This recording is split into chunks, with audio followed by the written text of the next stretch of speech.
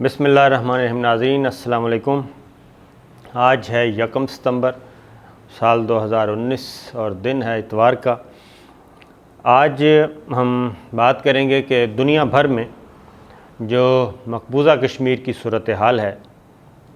اس کے خلاف جو انڈیا نے اقدامات کیے، مودی سرکار نے کیے،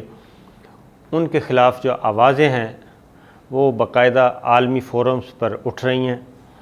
اور کشمیر عملاً جو ہے وہ بن چکا ہے ایک کیا کہنا چاہیے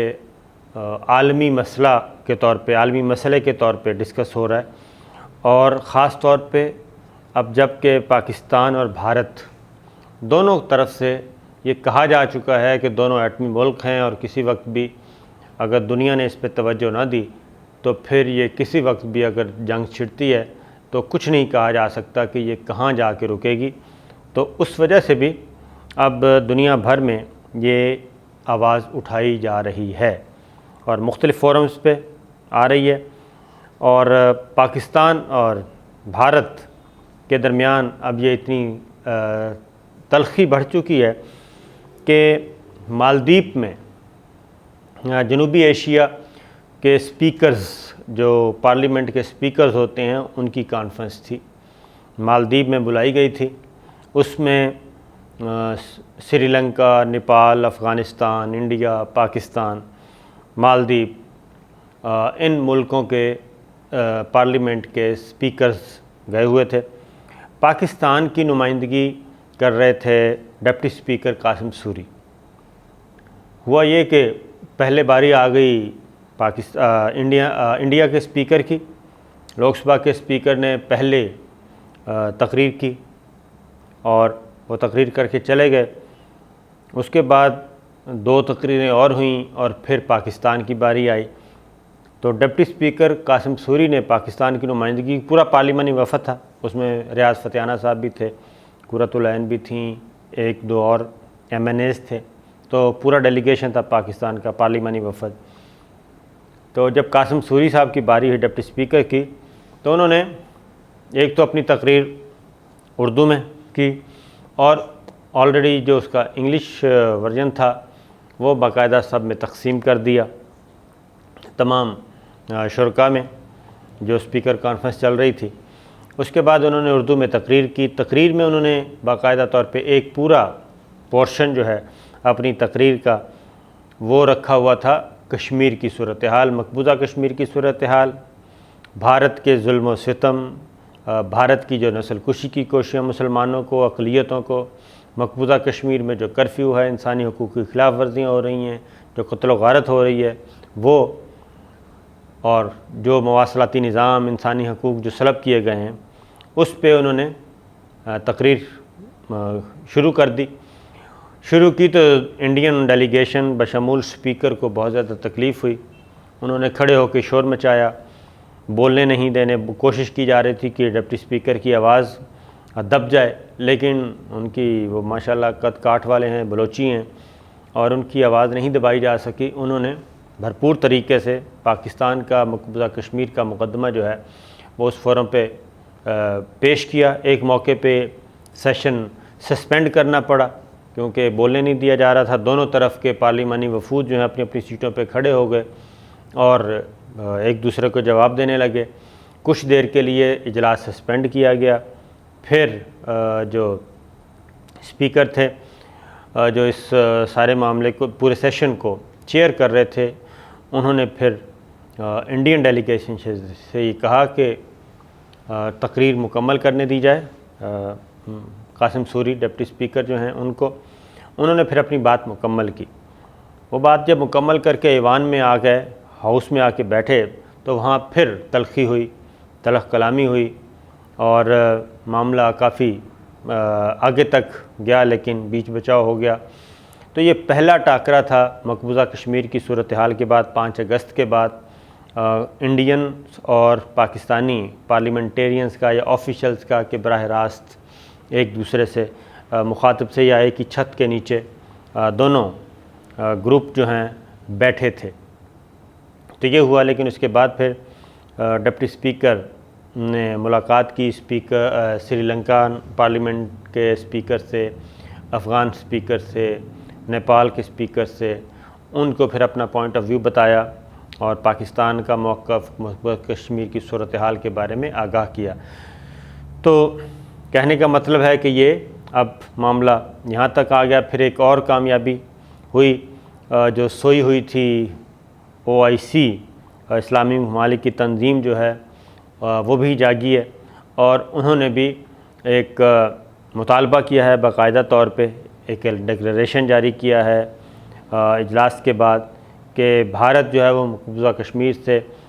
کرفیو ہٹائے، وہاں پہ جو انسانی حقوق سلب کیے گئے ہیں وہ بحال کرے، مواصلاتی نظام بحال کرے، ان کا روزگار کے مواقع ان کو دیے جائیں، کیونکہ جو قید کیا ہوا ہے 1 مہینے سے ان کے گھروں میں، اور ظلم و ستم جو جاری ہے اس کو ختم کیا جائے، اور پاکستان اور بھارت پہ یہ بھی کہا ہے کہ وہ مذاکرات کریں۔ تو یہ آہستہ آہستہ کچھ سچویشن جو ہے وہ ہمیں بدلتی ہوئی نظر آ رہی ہے، لیکن سب سے امپورٹنٹ جو بات ہے وہ ہے عمران خان صاحب کو تو آپ کو پتہ ہے دعوت دی گئی تھی، انہوں نے آج صبح پاکستانی وقت کے مطابق امریکہ کی ایک یونیورسٹی تھی وہاں پہ خطاب کیا، آن لائن خطاب تھا، سب نے سنا، لیکن پاکستان کی آواز خاص طور پہ جو کشمیریوں کی آواز ہے وہ آگے بڑھتی جا رہی ہے۔ ایک اور ڈیولپمنٹ جو ہوئی وہ یہ ہے کہ اب آئندہ سال امریکہ میں الیکشنز ہیں، انتخابات ہیں، صدارتی انتخابات، تو ان کے امیدوار میدان میں آ چکے ہیں۔ ڈیموکریٹک پارٹی کے امیدوار ہیں سینڈر، وہ آئے ہیں میدان میں، اور انہوں نے جو اپنی اسپیچ کی اوپننگ، اس میں کشمیر جو ہے وہ ایک الیکشن کمپین کے اہم موضوع کے طور پہ سامنے آیا ہے، اور انہوں نے مقبوضہ کشمیر کی صورتحال کے بارے میں بات کی ہے۔ انہوں نے انڈیا کے جو اقدامات تھے 370 منسوخ کرنا، ان کو مسترد کر دیا ہے، اور اس طریقے سے یہ آپ کہہ سکتے ہیں، بلکہ ہو چکا ہے، کہ آئندہ جو صدارتی انتخابات ہونے ہیں امریکہ کے، اس میں یہ بھی ایک اہم سبجیکٹ، ایک اہم موضوع ہوگا الیکشن کمپین میں، کہ جناب مقبوضہ کشمیر کی جو صورتحال ہے، انسانی حقوق کی خلاف ورزیاں ہو رہی ہیں، وہ بھی ایک اہم ترین موضوع بحث ہوگا، اور ڈیموکریٹس نے تو اپنی الیکشن کمپین کا آغاز بھی کر دیا ہے، اور اس میں انہوں نے آج بھرپور طریقے سے مقبوضہ کشمیر کی صورتحال پہ بات کی ہے اور امریکی اقدامات کو مسترد کر دیا ہے۔ پھر آگے بڑھتے ہیں، کچھ اور چیزیں وہ یہ ہے کہ امریکن کانگریس کمیٹی کا اجلاس وہ طلب کر لیا گیا ہے، اور اس میں بھی مقبوضہ کشمیر کی صورتحال جو ہے وہ موضوع بحث رہے گی، اور یہ ایک اہم ڈیولپمنٹ ہے، کیونکہ کشمیر کا معاملہ پاکستان کے ایوانوں سے نکل کر اور انڈیا کے ایوانوں سے نکل کر اب جو اہم ممالک ہیں، امریکن کانگریس کمیٹی جو خارجہ امور کی ہے، وہ امپورٹنٹ فورم ہوتا ہے، پالیسی میکنگ، ڈیسیژن میکرز بیٹھے ہوتے ہیں، اوپینین میکرز بیٹھے ہوتے ہیں عالمی سطح پہ، تو یہ ایک اچھی ڈیولپمنٹ ہے، اس سے بھی ہمیں توقع کرنی چاہیے کہ اس سے کشمیریوں کی صورتحال، مقبوضہ کشمیر کی صورتحال کو بہتری میں مدد ملے گی۔ اور پھر ایک اور ڈیولپمنٹ ہے، وہ ہے یورپی یونین کی جو پارلیمنٹ ہے، پہلے خارجہ امور کمیٹی میں مقبوضہ کشمیر کی سچویشن سامنے آئی تھی، اور اب یورپی یونین پارلیمنٹ میں کل اس میں بحث ہوگی، اور وزیر اعظم آزاد کشمیر بھی ادھر گئے ہوئے ہیں۔ تو میں سمجھتا ہوں کہ جیسے جیسے وقت گزرتا جا رہا ہے، اور خاص طور پہ UN جنرل اسمبلی کا اجلاس ہو رہا ہے، اس میں بہت زیادہ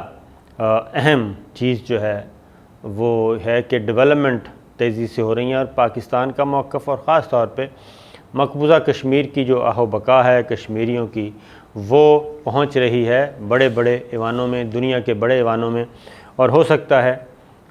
اسی سے ہی کوئی نہ کوئی حل، کوئی نہ کوئی اچھا نتیجہ نکل آئے۔ لیکن دوسری جانب میں ایک بات آپ کو بتاؤں کہ کشمیری مجاہدین جو اس وقت گراؤنڈ پہ موجود ہیں وہ بڑے پر امید بھی ہیں اور ہوپ فل بھی ہیں، اور ان کا کہنا ہے کہ انڈین فورسز جو ہیں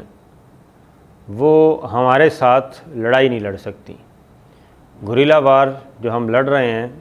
89 سے پہلا سپیل سٹارٹ ہوا تھا اور دوسرا سپیل سٹارٹ ہوا 2016 میں۔ 2016 کے بعد سے اب تک جتنے بھی جو لڑائیاں، جو مڈ بھیڑ، جو فورسز، جو جھڑپیں ہوئی ہیں، اس میں مجاہدین کا پلڑا جو ہے وہ بھاری رہا ہے، اور پہلے 8 لاکھ کے قریب فوج تھی، اب 1 ملین ہے۔ تو مقبوضہ کشمیر کے جو مجاہدین ہیں، جو بھارتی فوج کے ظلم و ستم کا مقابلہ کر رہے ہیں، وہ تو کہتے ہیں کہ پاکستان کے پاس اس وقت بہترین موقع ہے۔ جو صورتحال ان کا کہنا ہے کہ 1971 میں بنگلہ دیش میں تھی، پاکستانیوں کے لیے، پاکستانی فورسز کے لیے نیگیٹو تھی اور انڈین فورسز کے لیے پازیٹیو تھی، ایگزیکٹ وہی، اس سے کہیں زیادہ بہتر سچویشن جو ہے اس وقت مقبوضہ کشمیر میں ہے۔ اور مجاہدین کا یہ کلیم ہے، اور میں سمجھتا ہوں کہ کسی حد تک درست بھی ہے،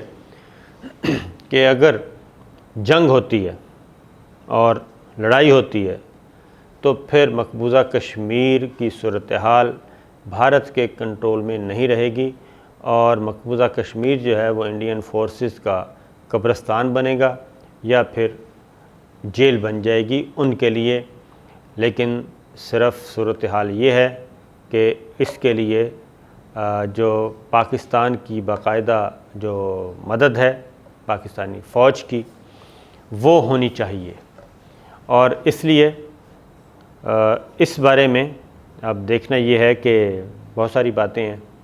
جو ہم آپ کو یہاں پہ شیئر نہیں کر سکتے، اور یہ اسٹریٹجک چیزیں ہیں، اسٹریٹجک موضوعات ہیں، اسٹریٹجک سٹیپس ہیں۔ لیکن میں نے آپ کو یہ بتا دیا ہے کہ مقبوضہ کشمیر میں اس میں کوئی شک نہیں کہ وہاں پہ بہت زیادہ ایک خوف کا عالم ہے، لیکن اس کے باوجود یہ چیز مجاہدین کے لیے کم از کم حوصلہ افزا ہے، اور وہ کسی بھی قسم کی،